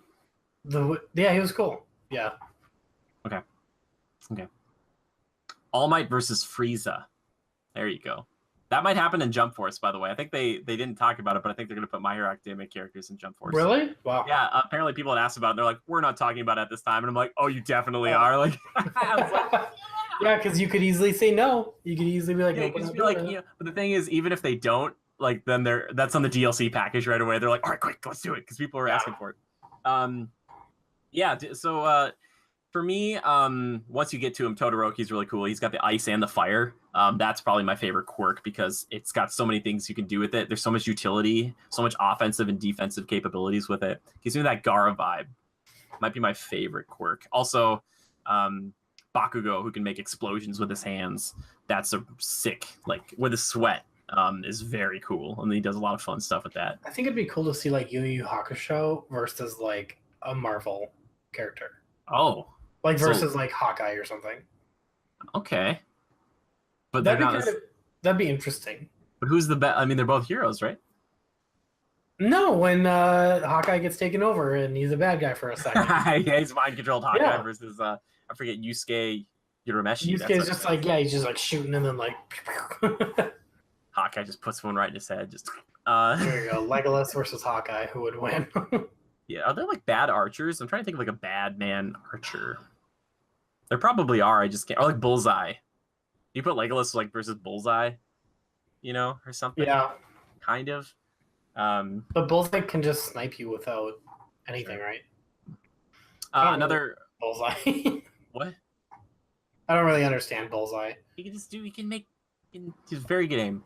Just odd. I want to talk about another quirk quick. All for one, and one for all. Those are interesting quirks. You'll get into them more, but one, I guess, one for all is I like that one. Basically, it makes you like super duper duper duper strong. But all for one, once you get to that, that's fascinating too. And last one, Eraserhead. He can erase a quirk, and then he can beat the crap out of you. It's pretty cool. Interesting. Very Kakashi-like in a weird way. But I'm working out a video. Don't worry about it. Anyway, believe it or not, Levi, we have gone for quite a long time. We're going to wrap it up here. Thank you for everybody who's tuning in. Yeah, if you ever have a question for the show, if you have a topic for us you want us to discuss, please tweet us anytime. Just tweet the hashtag Critical Podcast. Tweet us right now. Pause the show. Pause it and tweet us right now. Let us know what you thought of the show. But if you want to tweet a question at our official accounts at Go Critical, it's capital G and a capital C. You can tweet at me personally. I'm at JimmyGood013. Tweet it up. Do it now. I want to see some tweets. Come on. Pause it. Tweet at me. Just anything. I just want to know. If you want to tweet at Levi, you can tweet at Matt Levi Fletcher. Perfection. And Levi and I, we have streamed Divinity in the past. We'll probably stream Divinity Original Sin 2 again, hopefully sooner rather than later. But if you ever want to hang out with us, we're all usually streaming during the week, sometimes on the weekends at twitch.tv/critical reviews. You can come hang out with us there. I want to thank a few people. I have to thank Daleb for our intro, outro music. It's so good. I love it so much. Our theme music. And also the one and only Joran Evers, the guy who does pretty much all the art you see here on the show. Joran is working on a special project right now, and I will talk to you about it right now. When David opens a mysterious box that transforms his arm into an alien weapon, he at first uses it for good to right the wrongs of his high school. But as more of his body is transformed, he finds that playing God comes with its own set of new, self-destructive perils. And at its core, it's like Venom meets Chronicle. It's a comic book that he's working on right now, and if you want to see updates on that, check him out at Niraj28 or at Jade Circle Art over on Twitter, or go check out his Instagram, which should be linked for people if you want to check it out. Yeah, but if you want to support Jorn and you want to support us at the same time, because Jorn's not doing commissions right now because he's busy with all that and he's working for us, please consider going to donate over at patreon.com/critical reviews. That's what helps fund us. That helps us keep us going, gets us new tech, all that stuff, allows us to go on trips, cover events for you guys, bring you along, have some fun. And yeah, if you want to help us out, donate at any level. You get a cool avatar of yourself with your face. It's pretty sweet. Pretty good stuff, so please check it out. Also, if you want to support us, we do have merchandise now over at Spreadshirt, so there's a link down below for critical reviews. This is just one of them. All citrus. It's all citrus. Yes, that's a good one. If you hang out in our streams, we have an It's All Citrus shirt with a cool little orange in there. So if you want to get a shirt kind of like this one, then you should go check that out. And that's another way to help support the show. Or you could just share us with a friend. Hanging out with us definitely helps, though. Just, donating your time like you're doing right now. I hope you guys enjoy it. Please never hesitate to write into the show. Let us know what you think about it. Ask those questions, share those topics, or give us some feedback. Constructive criticism only makes us better. Or just, just copy this link, share it with a friend on Facebook. Huh? That's so hard to do. Anyway, thank you so much, Levi. I hope you had a good time tonight. I really appreciate it. Absolutely, buddy. Thanks for having me. Cool. And as always, to all of you guys, love and hugs. And just remember to adapt and overcome. We'll see you next time. Bye.